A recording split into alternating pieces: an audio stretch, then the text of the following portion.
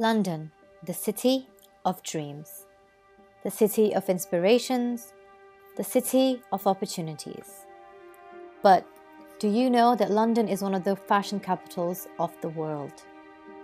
But the question that I am asking today is that how does this fashion capital portray its fashion?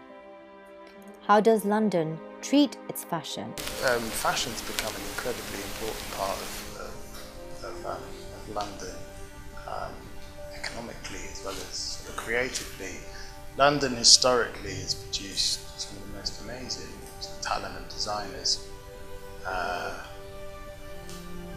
think that street culture, subcultures in the UK, just London in the UK, but certainly in major cities, is sort of the heartbeat of music style, and can be a real way for young people to express themselves. So I think from that perspective, it's incredibly important. To find out about London and its fashion, I decided to interview professionals from the industry.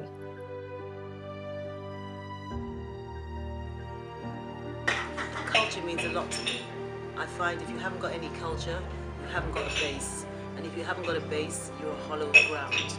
Culture to me is home, which is India. Culture for me is my country, because I'm from India and it's one of the most cultural countries.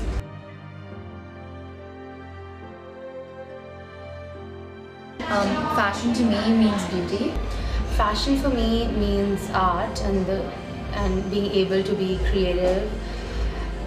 Because without the fashion, there is no culture.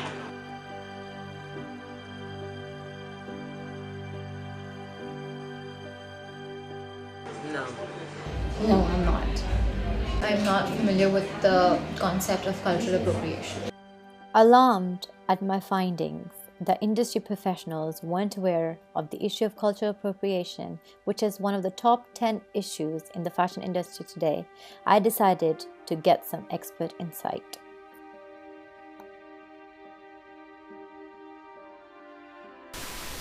Is it really a medium that's sort of can be trusted, let's say?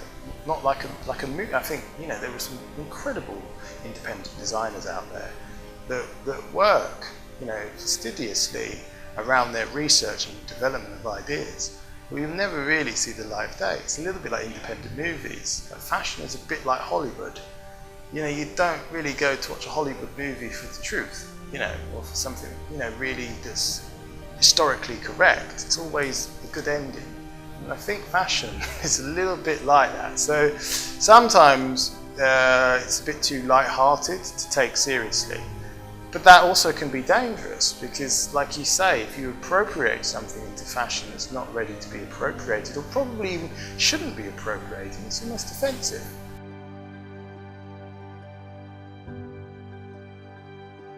I think fashion is a creative spirit, so therefore you should be allowed to do anything you want with fashion.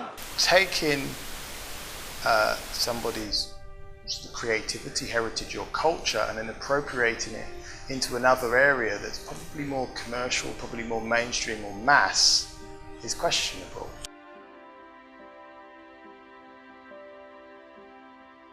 Talk about heritage, one of my old assistants said to me one day, he said, the Argyle is only really cool if you don't own it. So, for Pringle, Scotland for instance, the Argyle's not cool. But if you're another company looking at Argyle, you think it's really cool. So from that perspective, I can see how it's attractive, to sort of go to West Africa, look at what's there, take it away and rebrand it as Fari or as Burberry or as, it becomes very exotic.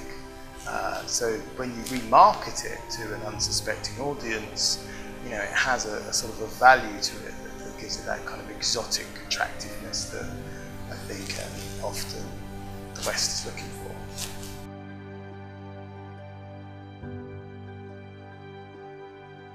I think it's a responsibility for them to absolutely understand exactly what they're appropriating. And if they don't do that, then that's the least they can do.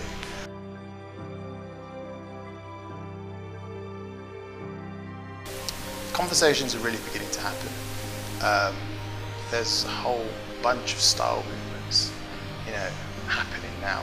There are people really banging on the door, and so I think there is sort of change. I think is beginning to happen slowly, but I think it's probably a bit late.